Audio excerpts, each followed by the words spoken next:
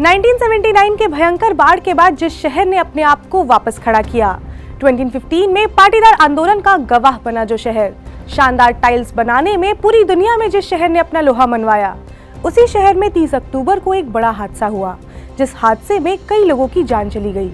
मैं बात कर रही हूँ मोरबी की। इस हादसे के बाद सवाल यही कि क्या इसका असर आगे आने वाले चुनाव पर होगा? क्या ये हादसा बदल देगा मोरबी का राजनीतिक समीकरण? तो आज बात करेंगे इसी पर। नमस्कार, मेरा नाम स्वर्णा और आप देख रहे हैं अनकट। मोरबी की राजनीति को समझने से पहले थोड़ा मोरबी को समझ लेते हैं, क्योंकि ये कोई ऐसा शहर नहीं है जो बस गुजरात के मैप पर मौजूद हो। इस शहर ने अपना एक अलग अस्तित्व बनाया है। गुजरात के इंडस्ट्रियल सिटीज में से एक मोरबी अपनी कारीगरी के लिए काफी फेमस है। कारीगरी टाइल्स की।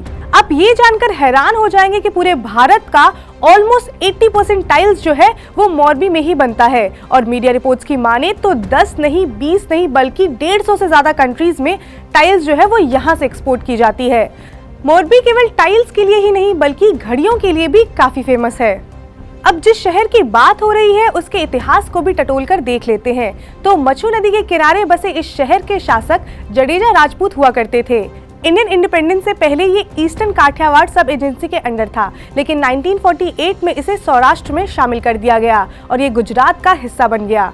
1979 में यहाँ भयंकर बाढ़ आई थी जिसने इस शहर को पूरा तबाह कर दिया था।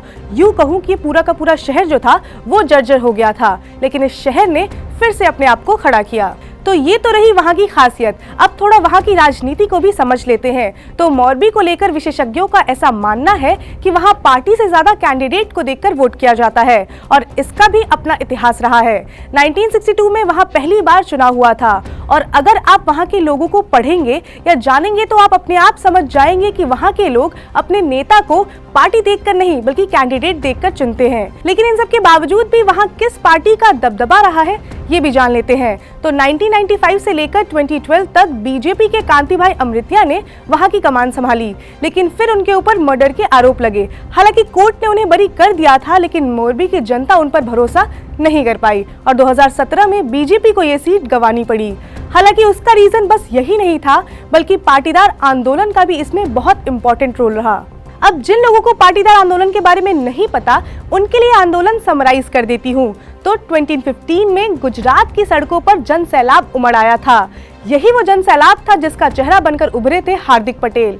इस आंदोलन का ऑब्जेक्टिव था पाटीदारों को ओबीसी का दर्जा मिले और उन्हें रिजर्वेशन दी जाए। गुजरात को लेकर ये पुरानी कहावत है कि पाटीदार जिस तरफ होते हैं गुजरात की सत्ता भी उसी ओर मुड़ती है। तो बस 2017 में पाटीदार का साथ बीजेपी के ऊपर से उठ गया और उसका असर मोरबी पर भी दिखा। 2017 में ये सीट कांग्रेस के पास आई और ब्रिजेश मरेजा वहां के विधायक चुने गए। हालांकि कुछ टाइम बाद ही मरेजा बीजेपी में शामिल हो गए और कांग्रेस को इस सीट के साथ साथ कैंडिडेट भी गंवाना पड़ा। तो ये तो रही पहले की बात। अब मोरबी में जो हादसा हुआ है उसे लेकर वहां की जनता काफी नाराज है, क्योंकि इस हादसे ने लापरवाही और प्रशासन पर कई सवाल खड़े किए हैं। तो अब देखना ये होगा कि क्या इस हादसे का असर गुजरात इलेक्शन पर पड़ेगा।